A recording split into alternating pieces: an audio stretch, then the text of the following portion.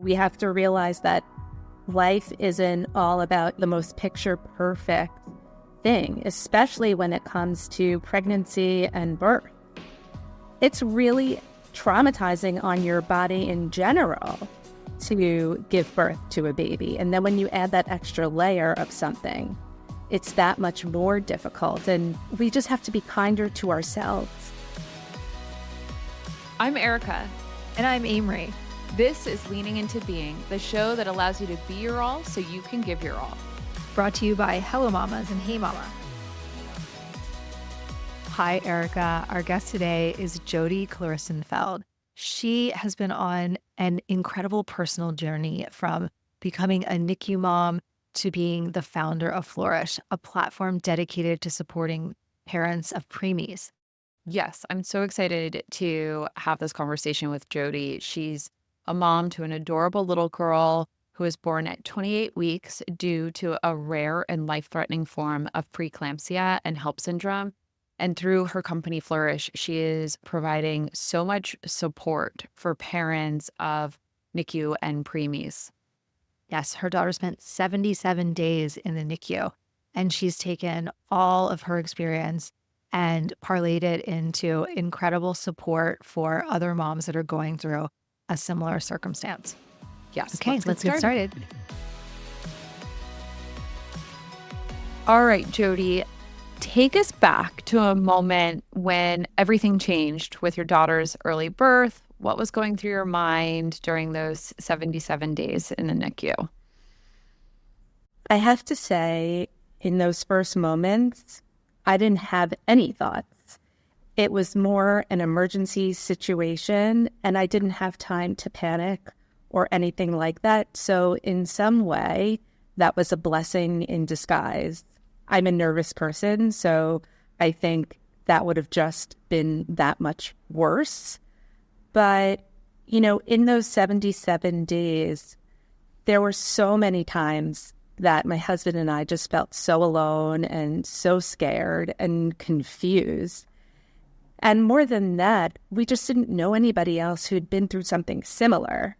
So we didn't have a success story. We didn't know what the future was going to look like. Now, no one can know that for sure, but at least if someone's been through something similar, you can have a roadmap. And I think we both thought that that was really daunting and scary.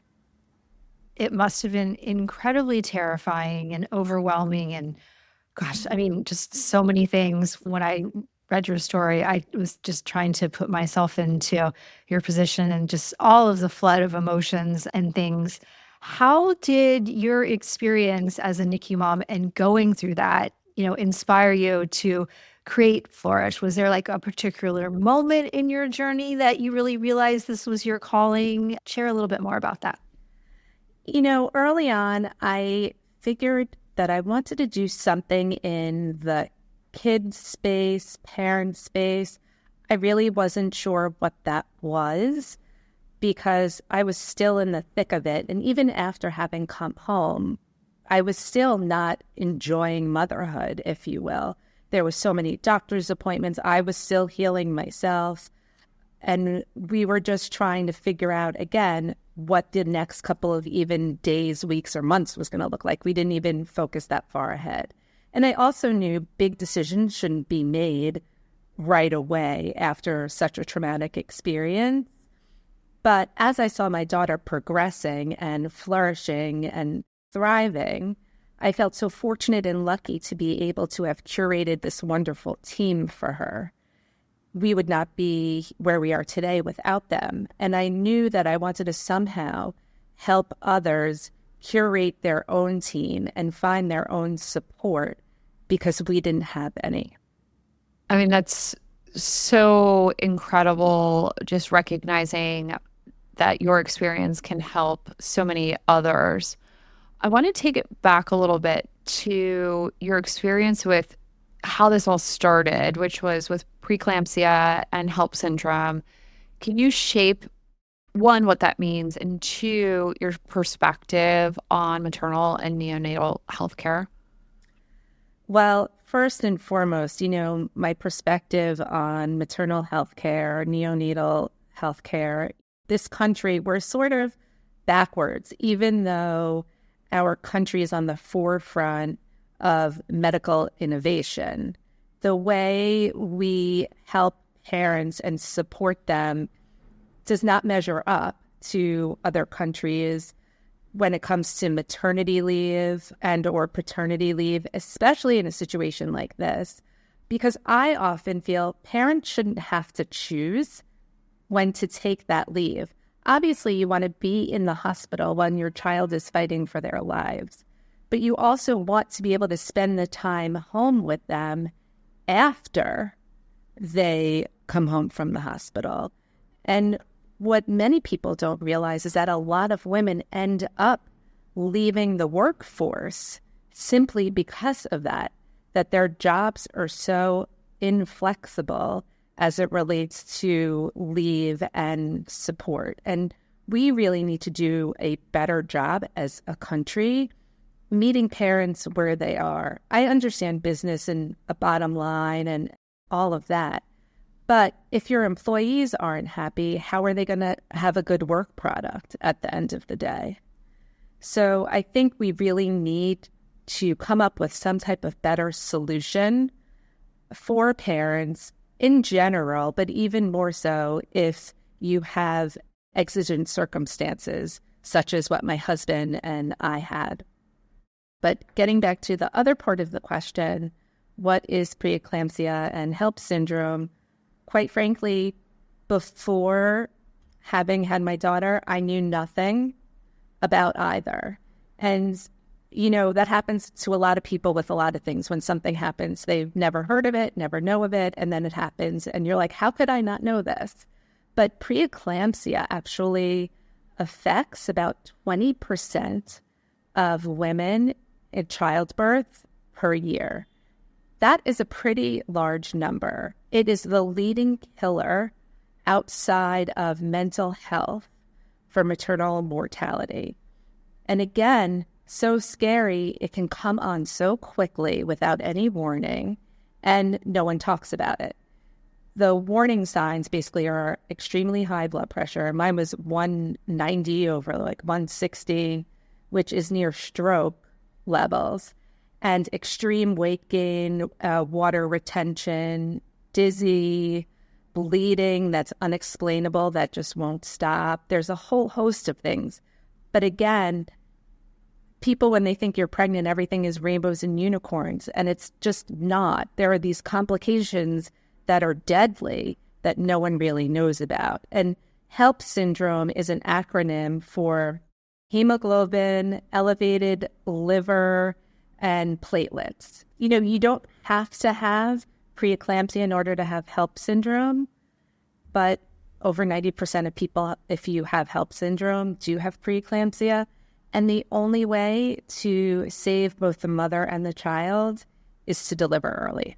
And that's not even a cure, so to speak, because I was on magnesium for a number of days, and then I was on blood pressure medication for a while, and they were giving me platelets as I was delivering my daughter. I'm so happy to hear that you're on the other side and that your family is doing really well.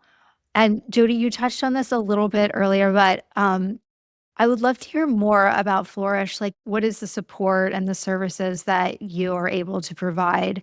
I help, I'll say parents, but by and large, mostly I work with mothers. And I support them through one-on-one coaching or group coaching. And in that, I also help them curate their own team. So if their child needs different types of support or specialists, whether that's a PT or OT or speech or any type of special therapy, as well as any type of special doctor, I work with them to help find their own team. I do that legwork for them so that they don't already have to be even more overwhelmed doing that, in addition to healing from birth and trying to be with their baby.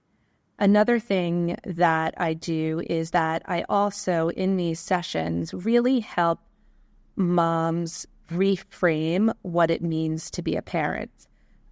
Again, you know, we all think that everything is going to be the most picture perfect scenario, but more often than not, it isn't. But at the same time, it's so important to understand your feelings, process your feelings, and move forward from those feelings. I think I'm lucky that I've always done work on myself, so I'm self-aware, and I was able to flip the situation on its head and turn it into something.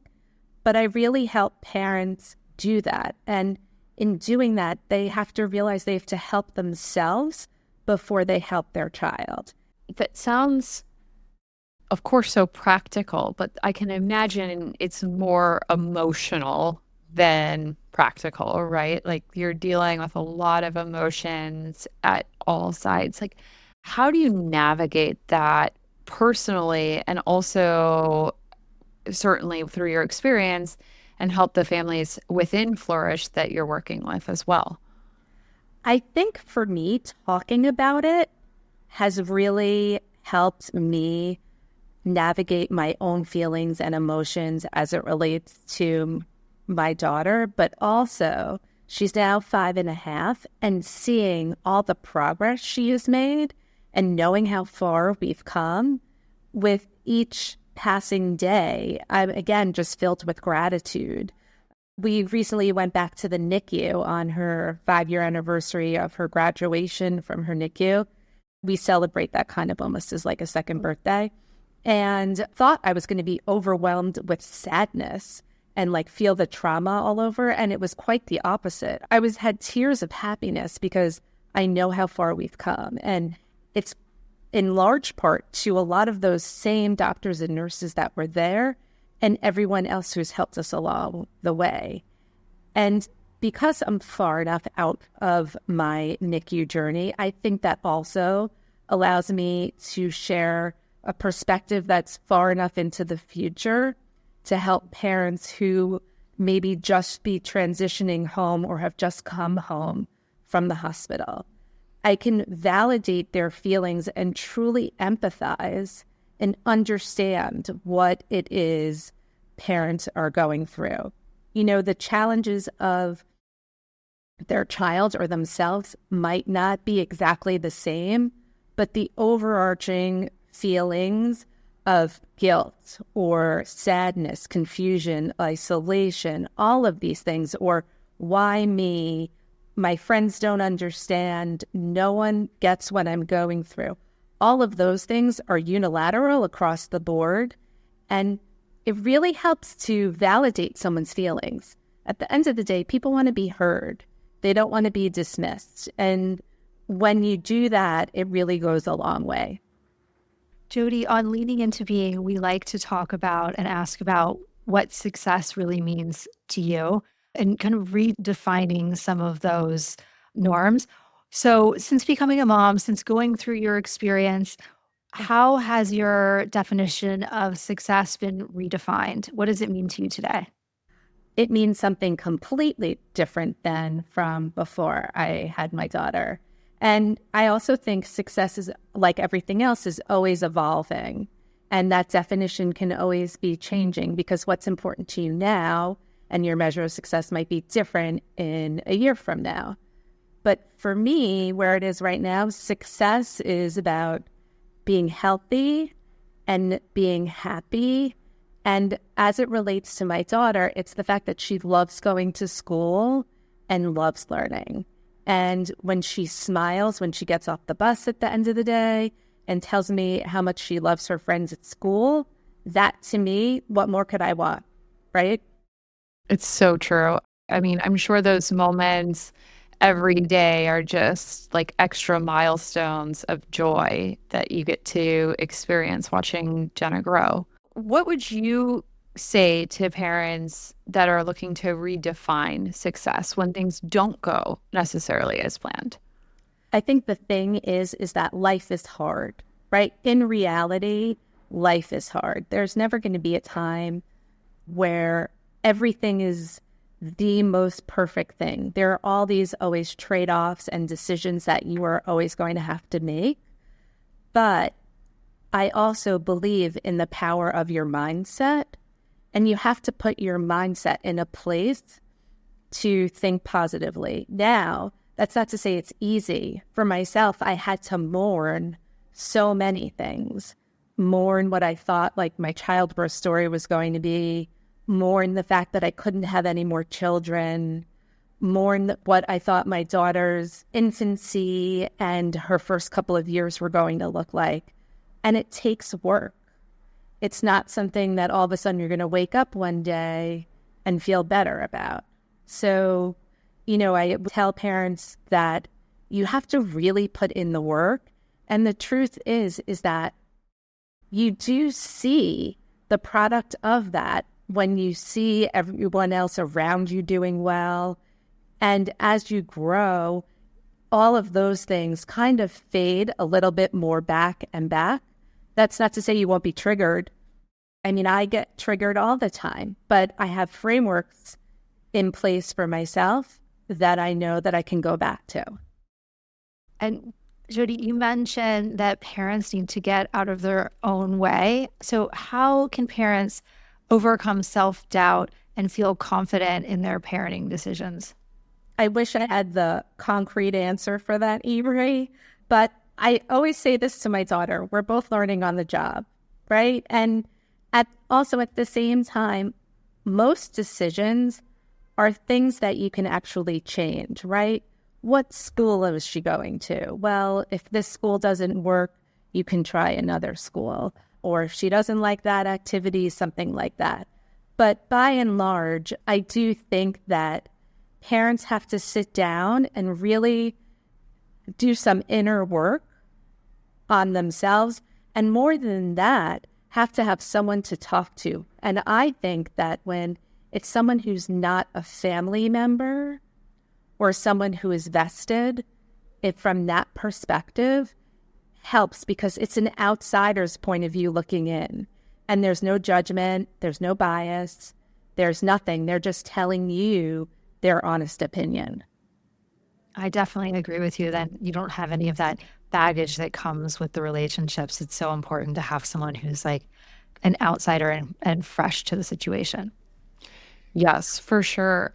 Jodi, I've had the privilege of having a few conversations with you. And in those conversations, you've also shared some stories from parents and moms that you've worked with. Can you share maybe one or two stories with us that are impactful or have changed kind of your perspective and helped you with what you're building at Flourish? Yeah, I worked with one mom specifically who was really upset around her son's birthday. And what people don't realize that on top of your child's birthday, and that's to be a celebration, when you have a traumatic experience, it also brings back that trauma.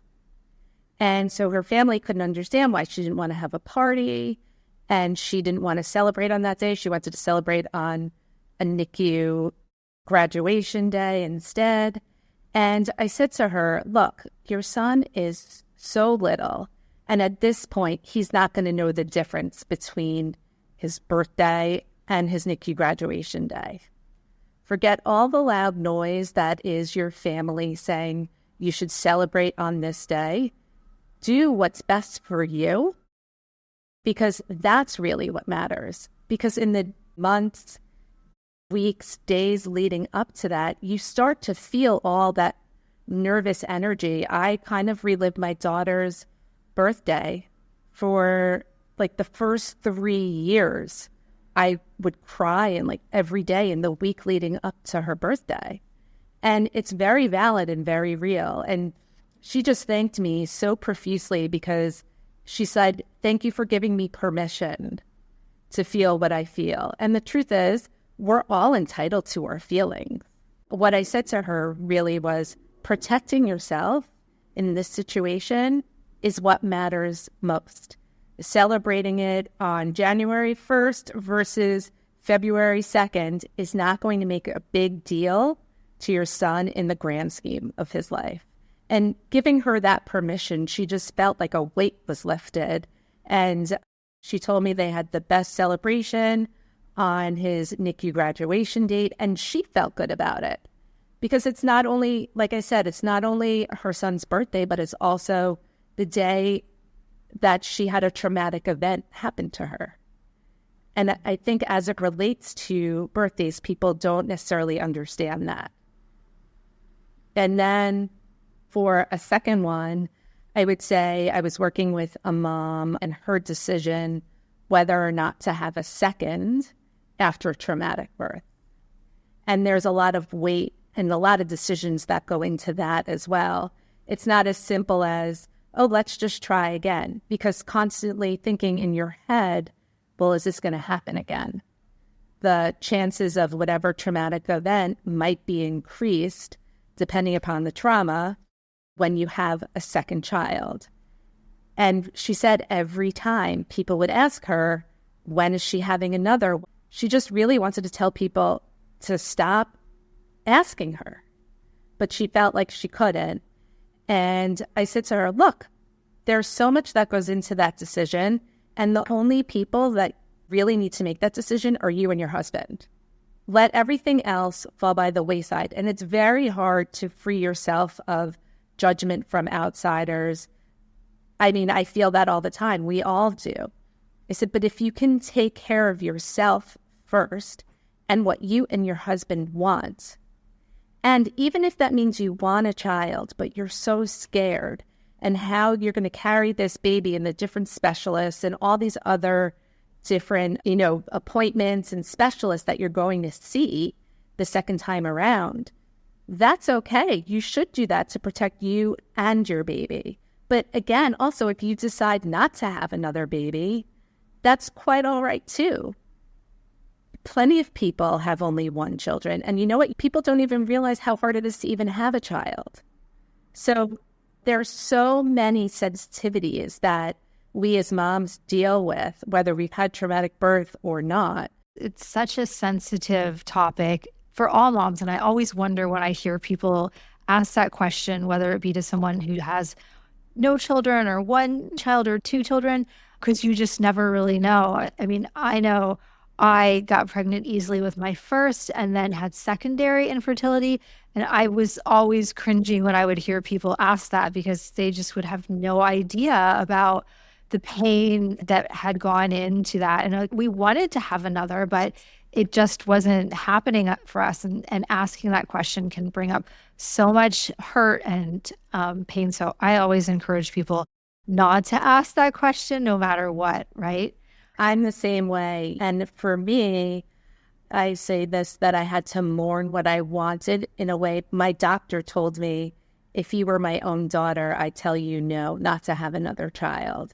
Now, how do you go against the person who saved yours and your child's life? How do you go against whatever it is that he says? You can't. And I wouldn't want to put any of that kind of potential risk on my husband, my family, my daughter. But to have that decision taken away from me, similarly, like if you had secondary infertility, kind of like you were trying, but it just wasn't in the cards. You have to still get over that hump, whatever it is you thought your family was going to look like. And it's very difficult. And when people bring it up and they don't know the full picture, it can be very triggering for many people. It's so true. I just love the authenticity of this conversation, because I think many women, moms, are going to find that support and that strength in the honesty that we're having. It's so important. I think we have to realize that life isn't all about the most picture perfect thing, especially when it comes to pregnancy and birth.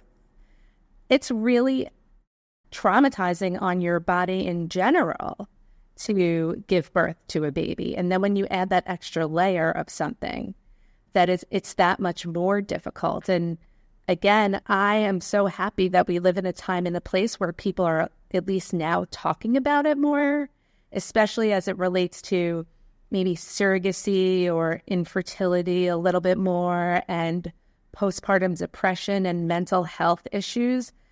Because at least of parents in the NICU, over 70% have some type of mental health issue within the first 7 to 8 years of their child's life. And statistically, studies show that your brain keeps the trauma in itself. It might be all the way locked up somewhere in the back of your head, but your brain does keep it for a significant period of time.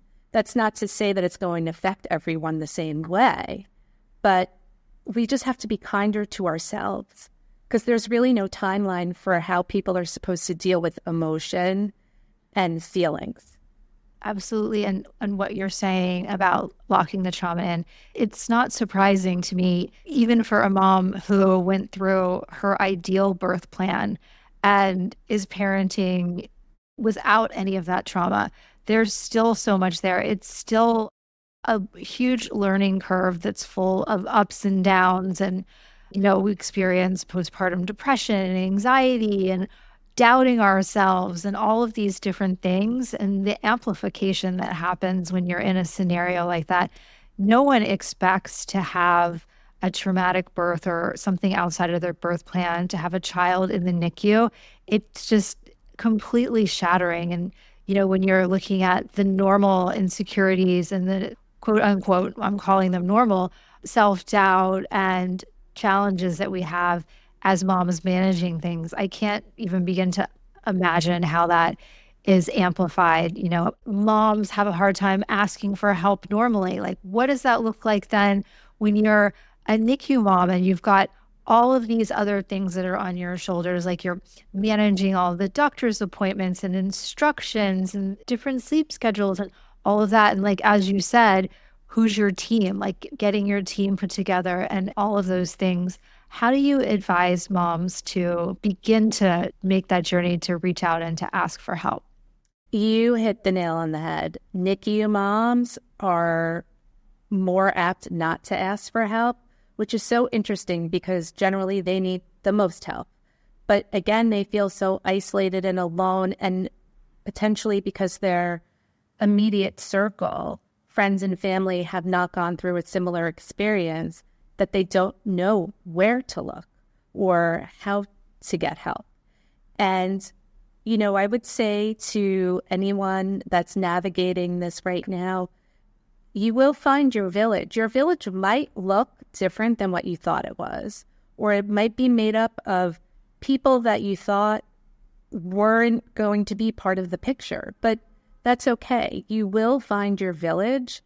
It takes time, energy, and effort. And more than that, it is so important because, like anyone who has a WhatsApp chat with like a mom group, you just want to be able to have a conversation with someone who understands what you're going through.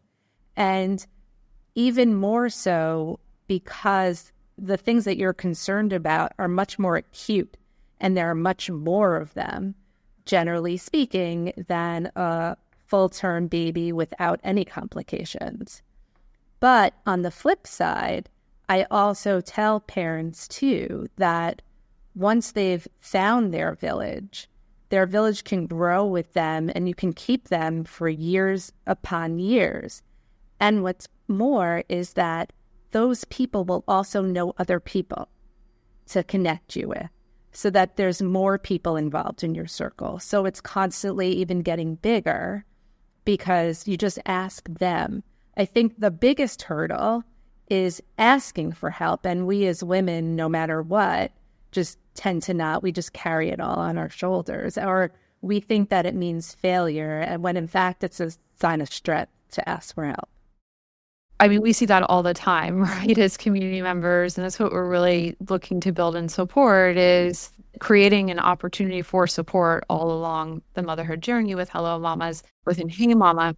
And obviously, it's crucial to have open conversations like we're having today and create opportunities to feel confident to ask to help. On the inverse, I want to flip that around, because I think that sometimes as women, as moms, we want to help, but we don't know where to start. So how could you flip that around to a mom who didn't have, or might not necessarily have had the same experience, but has a friend that might be going through that particular challenge? Where would you recommend that they start to provide that support for that mom? The first thing I would tell them to do really is to just ask how their friend is doing and listen. Don't offer any types of opinions or your point of view. Just listen to what your friend is saying and maybe what your friend needs, and hold their hand, so to speak. Let them know that you have their back. And while you might not truly, fully understand what they are going through, you're also there to support them. And whether that means doing grocery shopping, or perhaps taking a dog for a walk, or even saying, let's go get a manicure today. Something that will help that person feel more like themselves. I think that is really important. But just truly, truly listening, because we all have so many conversations every day, but how much are we really listening and taking in? I mean, I'm the same way. But in the case like this, I think it's really, really important not to give any judgment or opinions, because chances are all that person wants is an outlet to get out all those feelings and emotions and just have a good cry and not have anyone tell them what they should do in return. I saw something the other day that I mentally bookmarked as great mom advice for how to support your friend. This mom was suggesting that she was going to tell her friend, okay, on Tuesday from 3 to 6, I am available for you for whatever you want. And she listed out 4 things. I'm going to come over. I can do your dishes for you. I can do your laundry for you. I can fold clothes while we sit on the couch and talk. You can take a nap while I hold the baby. All of these different things. But I am your dedicated support system on X day for X amount of time, so that the mom knew that she had that to look forward to. And I was like, wow, that is really great. It is. I loved that. She's onto something for sure. And that friend who's on the receiving end has a very special friend in that woman. Because yes, so that's what I was saying. Just be there for the person and whatever it is that the person wants. Like I said, most often it's just to be heard. Yes, doing the laundry and helping with meals and all of that kind of stuff. But a lot of it is in here. And you need that release and to get it out somewhere. And by talking it out really, really does go a long way. And I just want to say one other thing as it relates to community, that Flourish wouldn't be where it is without Hey Mama, because I met my business mentor through Hey Mama. She helped me iterate in so many ways and helped me realize what it is I wanted to do in creating Flourish. And it's because of the community. I didn't even know what I wanted. And all these women within Hey Mama reached out to help me. And it was really, really nice. Thank you. Love hearing that. Thank you so much. We love that. That's why we exist. So you literally just made our lives. Thank you. Those are the types of validation that keep us going. That's for sure. I think as women, we sometimes get perceived as being catty or something of that. But at the end of the day, the women that I found in the community really want to be supportive. It's important to me, and it's not lost on me that how much the community has meant to me. Thank you. Thank you so much. Yes, that's exactly what we want with Hello Mamas and Hey Mama, to have a supportive community where you feel like you can turn to for whatever it is that you need to have, and it feel like a nice warm hug too. And you don't have to have a preemie baby to have challenges, whether it's with your child, whether it's like ADHD or, something like that, or if it's within you, you're going through some difficult time and struggle maybe with your marriage or your work life. This is just life in general. And I think the larger message is about getting support, getting help, and leaning into the fact that you just can't do it all. I always say to people, I'm the first one to farm out something when I need help. I know I can't do it all, and rather than try and do it only okay, I'd rather help find a person who can show me or do something for me the correct way. And I wish more people felt that. It's so true. I was just speaking on a panel earlier this week, and I had a mom come up to me and say, "Does it get any easier?" And I was like, "No, it doesn't get any easier. You get smarter. You ask for help. You look at tools that can help you with household management, project management, whatever you need, meals, all of the things." Well, Jodi, we always have a final question that we love to hear from our guest. We've just had such an incredible conversation with you. We want to know, what's a messy motherhood moment that you can't believe you survived or you still laugh about today? This was actually in the NICU. It's funny you should ask. I was talking about this the other day. It was one of the first times that I was changing my daughter's diaper, which, mind you, was like the size of my pinky, her first diaper. So she was in the NICU in her isolette, and you didn't really take them out all that much unless you were doing skin to skin because it's cold. And so I was changing her diaper. I had my hands inside. I took off her diaper, and all of a sudden, she just pooped everywhere inside. It was all over the isolette. And I was like, how could someone so tiny create so much poop and it like go everywhere? And I was hysterically laughing. And it really kind of normalized motherhood for me in that moment when I was like, okay, this is my first blowout. Everyone says that you get them, right?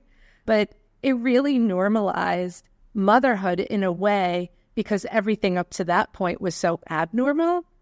And it was funny. They're like, well, we were going to clean her isolette. I think they do it like every 3 days or something.